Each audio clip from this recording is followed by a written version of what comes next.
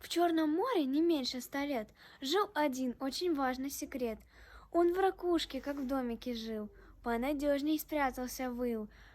Но однажды ракушку прибой вынес прямо на берег морской и покинул ракушку секрет. И бродил он не меньше 100 лет.